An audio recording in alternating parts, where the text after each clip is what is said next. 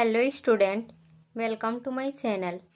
आज के टॉपिक में हम डिस्कस करेंगे कार्बोनियम या कार्बोकेटायन। कार्बोकेटायन या कार्बोनियम। देखिए, सबसे पहले तो इसका डेफिनेशन देखेंगे, फिर इसकी कैरेक्टरिस्टिक मतलब कि इसकी विशेषता क्या है, इसकी परिभाषा, इसकी विशेषता और फॉर्मेशन मतलब कार्बोकेटायन के बनने की प्रक्रिया, किस तरह से कार्बोकेटायन का निर्माण होता है और इसके टाइप कि ये कार्बोकेटायन कितने प्रकार के होते हैं, और लास्ट में इसकी स्टेबिलिटी मतलब स्थायित्व का क्रम देखेंगे कि कौन सा कार्बोकेटायन अधिक स्थायी होता है और कौन सा कार्बोकेटायन कम स्थायी होता है। ठीक है, तो चलिए आज की वीडियो में हम स्टार्ट करेंगे कार्बोकेटायन का। सबसे पहले डेफिनेशन, कार्बोकेटायन क्या होता है। देखिए, कार्बोकेटायन वह केमिकल स्पीसीज है जिसमें एक कार्बन परमाणु पर एक धनावेश होता है और वह 3 बंध बनाए होता है। ठीक है, तो गाइस आप अच्छे से समझने के लिए वीडियो के एंड तक बने रहिए और देखिए, एक एक जो स्टेप होता है उसको समझने का प्रयास करेंगे। लास्ट में इसका नोट्स भी है जो कि आपको दिया जाएगा। सबसे पहले तो आप पूरी वीडियो को देखिए।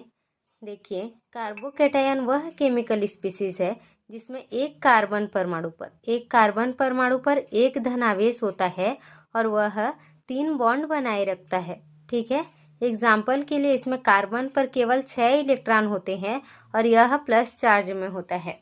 क्या होता है, कार्बोनियम आयन या कार्बोकेटायन वे केटायन होते हैं जिनमें धन आवेश जो होता है वो कार्बन पर प्रेजेंट होता है और इस कार्बन की जो बाह्यतम कक्षा होते हैं, बाहरी वाला जो होते हैं, उनकी कक्षा में 6 इलेक्ट्रॉन होते हैं।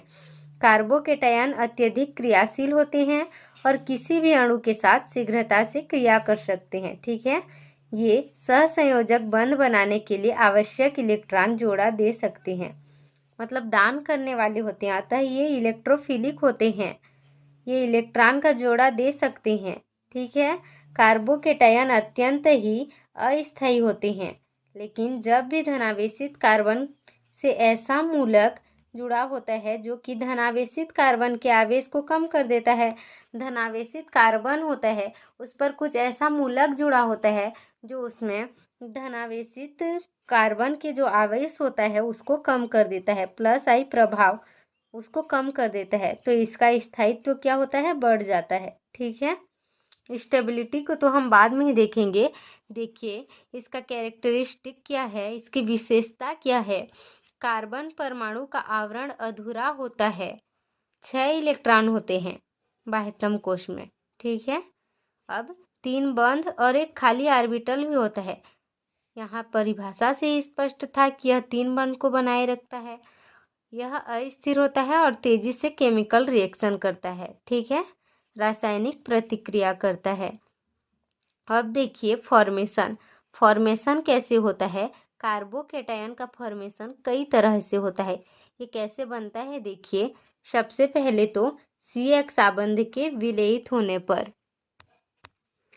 तो देखिए पहला तो है CX मतलब एल्किल हैलाइड आबंध के विलयित होने पर।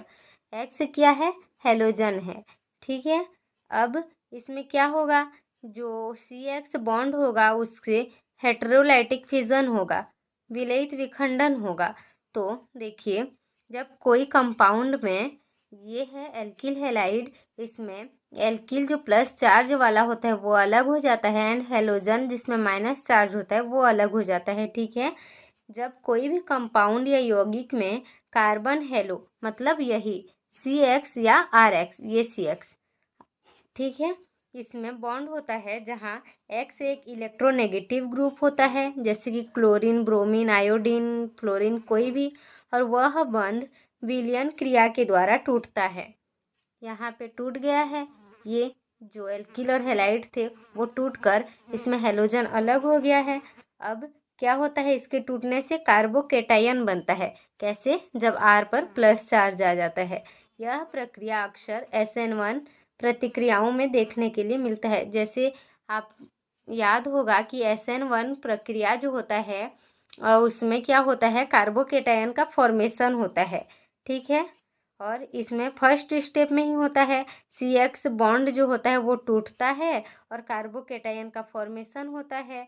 इसमें X लिविंग ग्रुप को अच्छी तरह से निकलने वाला होना चाहिए, तब जाके इसमें कार्बोकेटायन का फॉर्मेशन होगा। ठीक है, जैसे कि क्लोरीन, ब्रोमीन, आयोडीन आदि।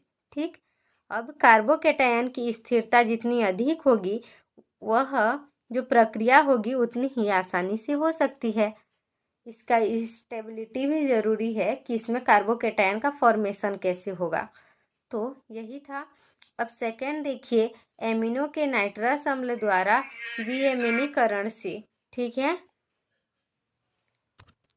अब देखिए क्या होता है, इसमें एमिनो के नाइट्रस अम्ल द्वारा विएमिनीकरण होता है तो उससे भी कार्बोकेटायन का फॉर्मेशन होता है। ठीक है, कैसे?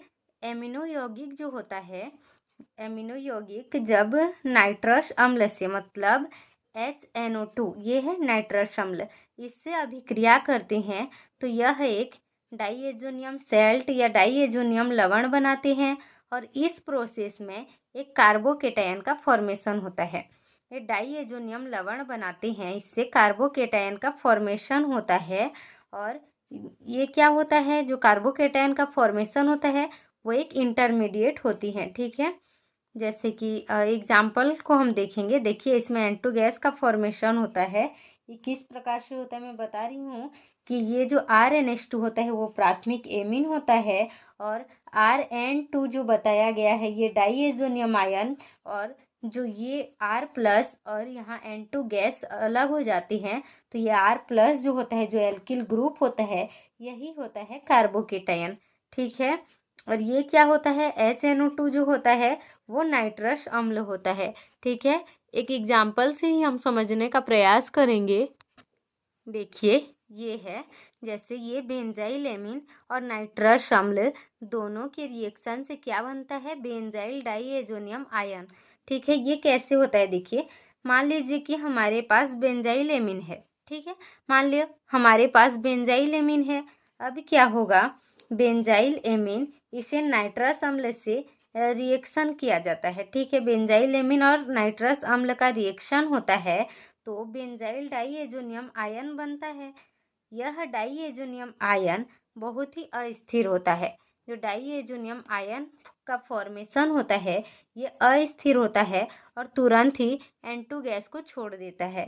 ठीक है, N2 गैस छोड़ देता है और इसी से ही कार्बोकेटायन का फॉर्मेशन होता है, जैसे कि इससे पहले हम देखे थे। ठीक, क्लियर है क्या? थर्ड प्रोसेस देखिए, एल्कोहल के प्रोटोनीकरण और फिर से जल अपचयन से ही कार्बोकेटायन का फॉर्मेशन होता है। क्या होगा, सबसे पहले तो एल्कोहल को जानिए कि एल्कोहल क्या है। इसका प्रोटोनीकरण होगा, प्रोटोनीकरण के बाद ही जल अपचयन कराया जाएगा, फिर कार्बोकेटायन का फॉर्मेशन होगा। ठीक है, देखिए ये है एल्कोहल। एल्कोहल जब अम्लीय माध्यम में होता है, ठीक है, तो वह पहले क्या करता है, प्रोटॉन मतलब जो H+ होता है उसको ग्रहण करता है, एक्सेप्ट करता है, और फिर जल मतलब जो H2O के रूप में, ये H2O के रूप में ही एक ग्रुप छोड़ देता है। ठीक है, एक ग्रुप को, एक समूह को छोड़, H2O के रूप में एक समूह को छोड़ देता है।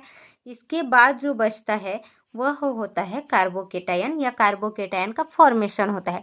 सबसे पहले एल्कोहल, एल्किल मतलब जो R और OH, एल्कोहल ये क्या करेगा, एक प्रोटॉन को एक्सेप्ट करेगा या H+ को एक्सेप्ट करेगा।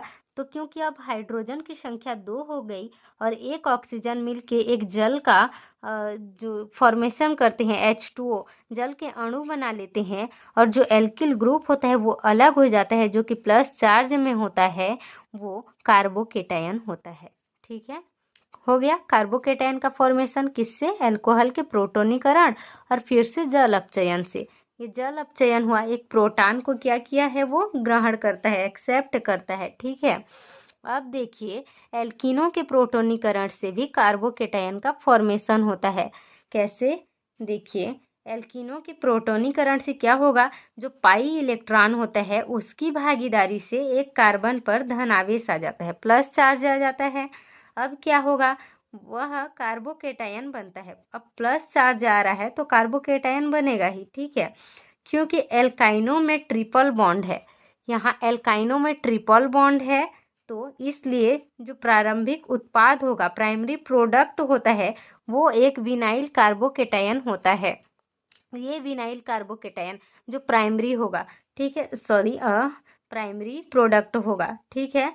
अब सामान्य रिएक्शन क्या होता है, देखिए, ये टर्मिनल एल्काइन होता है और ये जो हाइड्रोजन प्लस एक प्रोटॉन होता है, दोनों का रिएक्शन होता है। तो जो सिंपल रिएक्शन होता है सामान्य अभिक्रिया में, विनाइल कार्बोकेटायन का फॉर्मेशन होता है। हो गया कार्बोकेटायन का फॉर्मेशन, किससे? एल्किनो की प्रोटोनीकरण से, ठीक है। 5th नंबर में देखिए, कार्बोनिल यौगिकों के प्रोटोनीकरण से भी कार्बोकेटायन का फॉर्मेशन होता है। कैसे होता है, देखिए, जब किसी भी अम्लीय माध्यम में, ठीक है, कई बार ऐसे ही आ रहा है कि अम्लीय माध्यम में, जैसे अल्कोहल का भी प्रोटोनीकरण हुआ था तब भी अम्लीय माध्यम में हुआ था, ठीक ऐसे कार्बोनिल यौगिकों के प्रोटोनीकरण से भी कार्बोकेटायन का फॉर्मेशन होता है। कैसे, देखिए, जब किसी अम्लीय माध्यम में, जैसे कि हाइड्रोजन प्लस, इसमें कार्बोनिल यौगिक को मिलाया जाता है या डाला जाता है तो ऑक्सीजन लोन पेयर से हाइड्रोजन प्लस को जोड़ लेती है, ठीक है। क्या करेगा, ऑक्सीजन, जो यहाँ पे ऑक्सीजन है, कार्बोनिल यौगिकों में जो ऑक्सीजन होता है वो लोन पेयर से हाइड्रोजन प्लस को जोड़ लेता है, OH का फॉर्मेशन करता है, ठीक है। क्या करता है, OH का फॉर्मेशन करता है। अब ये रिएक्शन हो गया तो यहाँ कार्बोकेटायन का फॉर्मेशन हो रहा है। अब ऑक्सीजन पर धनावेश जो होता है और कार्बन और अधिक इलेक्ट्रोफिलिक या धन आवेशित जैसा बनता जाता है। कौन? ये कार्बन, ठीक है। यहाँ कार्बोकेटायन का फॉर्मेशन हुआ, इतना क्लियर है क्या? अब देखिए इसका टाइप कितने होते हैं, ये कई प्रकार के होते हैं, जैसे मैं बताई हूँ कि ये 3 प्रकार के होते हैं, ठीक है। हम इसके 3 प्रकार को देखेंगे। They are 3 type of carbocation, first primary, second secondary, third tertiary. 3 प्रकार को देखेंगे और इससे ही हम इनका स्टेबिलिटी का जो क्रम, स्थायित्व का क्रम होता है, उसको देखेंगे, ठीक है। 5th नंबर में देखिए, यहाँ स्टेबिलिटी बताया गया है, ठीक है। स्टेबिलिटी मतलब स्थायित्व, आवेश कम होने पर स्थायित्व बढ़ जाता है, ठीक है। स्थायित्व का क्रम जो होता है बढ़ जाता है, ज़्यादा स्थायी होते हैं। तो आवेश कम कैसे होगा उसको देखिए। हम कारण सहित अगर समझने का प्रयास करें तो केमिस्ट्री हार्ड नहीं बल्कि हमको सिंपल प्रोसेस लगने लगता है, सरल लगता है।